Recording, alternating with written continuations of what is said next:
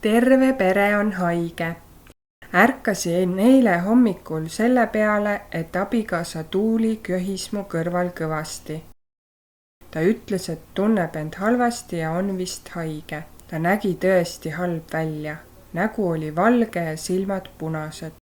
Tõusin üles ja ütlesin Tuulile, et teen talle tassi teed meega.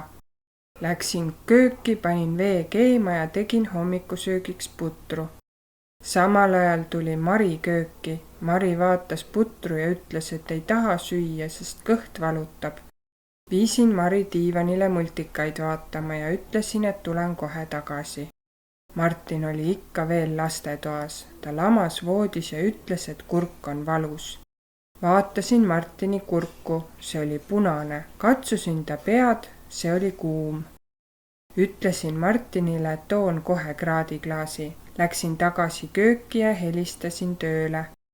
Ütlesin, et töötan täna kodukontoris, sest terve pere on haige. Siis võtsin teetassi ja viisin selle abikaasale voodisse. Küsisin Tuulilt, kus kraadiklaas on. Ta ütles, et ta ei tea.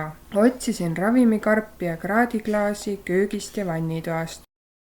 Lõpuks leidsin need elutoast. Andsin Marile tabletti ja ta vaatas multikaid edasi.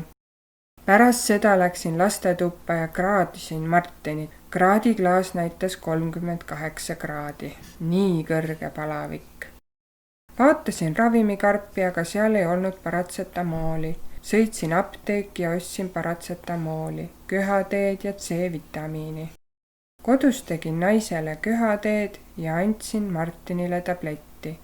Õnneks Mari kõht enam ei valutanud ja ta tahtis kommi.